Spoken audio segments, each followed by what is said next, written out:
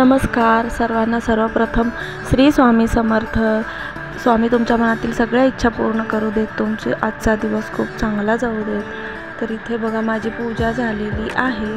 त्या दिवशी होता गुरुवार, तर गुरुवारची माझी पूजा आणि माझे पारायण वगैरे सगळं करून, नैवेद्य आरती सगळं करून आम्ही त्या दिवशी ठेवलं होतं आम्ही हळदी कुंकू। तर मी त्याच्या तयारीला लागली।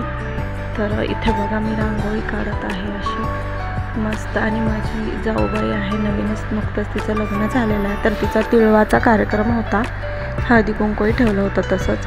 त्यामुळे मी ते तिळव्याची जिथे रांगोळी काढत आहे, ते तिळव्याचे जे दागिने असतात ना, तर त्याची रांगोळी काढत आहे।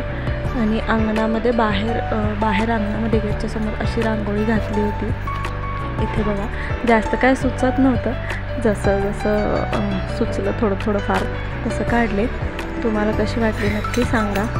इथे बघा हॉलच्या समोर दारामध्ये मी ही रांगोळी काढली ब्लॅक कलरची, आणि त्यावर हे तिळगुळाचे दागिन्याचं डेकोरेशन केलं होतं। आणि आम्ही हे आणलेलं आहोत वाण द्यायला, हळदी कुंकाचे जे मिळायला लागलेत ना देण्यासाठी, ते आणलं होतं। आणि हे तिच्यासाठी हलव्याचे दागिने आम्ही दोघींनी जाऊन घेऊन आलेलो होतो मार्केटमध्ये।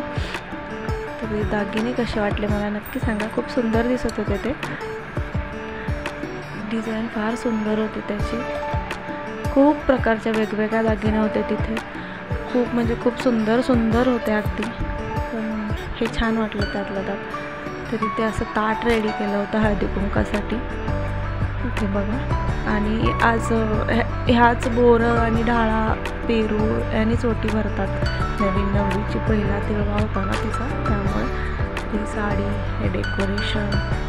तुम्हाला सगळं कसं वाटलं नक्की सांगा। पूर्ण दिसेल ही रांगोळी काढली होती मी अशी आत हॉलमध्ये, असं डेकोरेशन केलं होतं सुगडी वगैरे ठेवून। तर हे पूर्ण हॉलचं डेकोरेशन आहे। इथे बघा मागे आम्ही असं हळदी कुंकूच्या आता ते बॅनर मिळू लागलेत ना, ते बॅनर वगैरे आणून लावलेलं हळदी कुंकू, काही पतंग लावले होते वेगवेगळ्या कलरचे।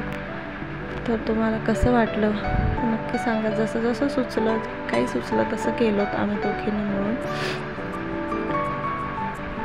इथे बघा पुढे हळदी कुंकू समारंभ असं लिहिलेलं आहे त्यावरती।